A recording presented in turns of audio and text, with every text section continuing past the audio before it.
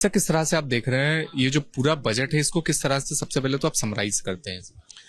देखिए, सबसे पहले मैं समराइज, पॉजिटिव बजट है, बहुत जमीन से लोगों से जुड़ा हुआ बजट है, ग्रोथ ओरिएंटेड बजट है।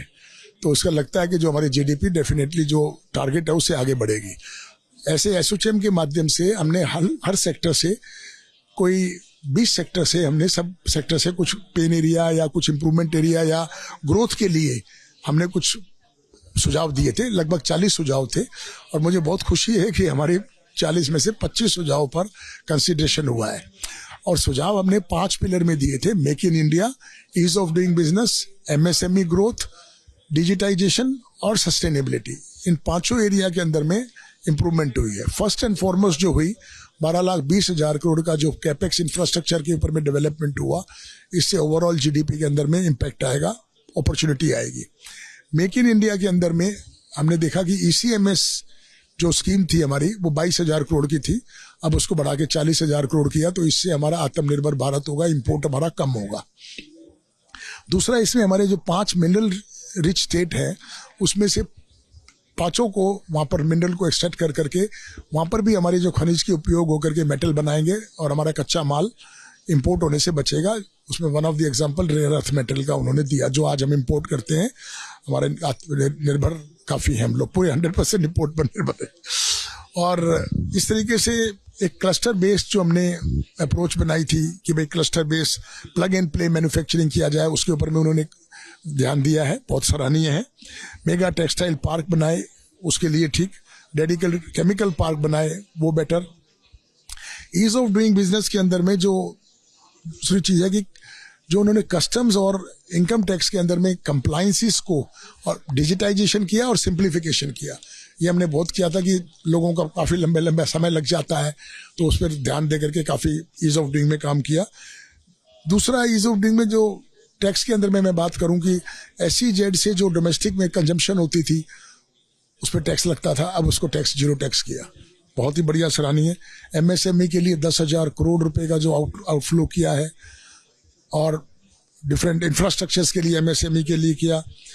MSME चैंपियंस को प्रमोट करने के लिए काम कर रहे हैं। और MSME में बहुत बड़ा जो उन्होंने बदलाव किया वो है Tier 2 और Tier 3 सिटीज़ का, जो 5,000 करोड़ रुपया के लिए एलोकेट किए हैं सब Tier 2 Tier 3 सिटीज़ में। इससे वहाँ पर रोजगार की, जो गांव में या गांव के उन स्टेट्स में जो लोग काम करते हैं उनका रोजगार बढ़ेगा। तो ओवरऑल मैं मिलाकर के बोलूँगा कि सराहनीय बजट है। फिर भी दिल मांगे मोर, मांगते रहेंगे हम, बट उसके अलावा सरकार के साथ साथ हमें मिल करके काम करना पड़ेगा, इंडस्ट्री को, सरकार को, एसोसिएशंस को, जिससे हम इसका विकसित भारत 2047 का जो सपना है आत्मनिर्भर भारत से होकर के हम विकसित भारत की ओर बढ़े। बस आपसे आखिरी सवाल इसी के ऊपर, इस पूरे बजट के ऊपर। बजट में जो हमारा फॉरेन रिजर्व है उसे बढ़ाने के लिए कहा गया, और जो हमारा एक मतलब डेफिसिट है उसे कम करने के लिए कहा गया। बैकग्राउंडर में अगर हम लोग जाएं तो कई देशों के साथ, जैसे यूरोपियन यूनियन के साथ हम लोग देख लें कि अभी हमारे फ्री ट्रेड एग्रीमेंट हुए, उसके अलावा इससे पहले भी यूरोप के 2 देशों के साथ भी हमारे फ्री ट्रेड एग्रीमेंट हुए थे, और कई देश ऐसे हैं जिनके साथ फ्री ट्रेड एग्रीमेंट होने हैं। तो क्या बजट में इसकी भी एक पूरी परछाई दिखाई दे रही थी आपको कि जो मतलब FTAs जो मतलब पुराने थे या जो मतलब FTAs मतलब भविष्य में होने, उसको लेकर भी MSME को मतलब बढ़ावा दिया गया ताकि FTAs में काफी फायदा हमारी जो मतलब SMEs हो उनको हो, जो मतलब SMEs हैं उनको? देखिए, फॉरेन रिजर्व्स का मतलब है हमारा ट्रेड डेफिसिट, हमारा एक्सपोर्ट ज़्यादा हो और इंपोर्ट हमारा घटे। और ये जो मैंने आपको सारी बात बताई, make in India, ease of doing business, MSME, make in India के माध्यम से हमारा इंपोर्ट कम होगा।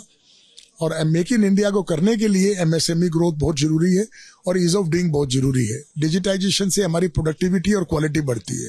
और एक्सपोर्ट के लिए माननीय प्रधानमंत्री जी ने भी बोला है कि क्वालिटी की हमारा उत्तमता का बहुत अनिवार्य है। तो मैं समझता हूं कि अगर हमारी क्वालिटी बेटर होगी, डिजिटाइजेशन के माध्यम से हमारी प्रोडक्टिविटी बेटर होगी, क्वालिटी बेटर होगी, सपोर्ट मिलेगा उसको।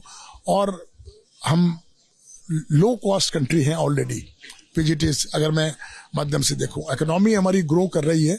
10वें स्थान से हम पिछले 11 वर्षों में 4थे स्थान पर आए हैं। तो मुझे पूरा भरोसा है कि इन सब पिलर्स को, जो आज का बजट है, उससे अगर हमारी मैन्युफैक्चरिंग जो 7% बढ़ी पहले, अगर वो 25 से 30% बढ़ती है, तो हमारा ये जो ट्रेड डेफिसिट कम होकर के फॉरेन रिजर्व बढ़ेगा।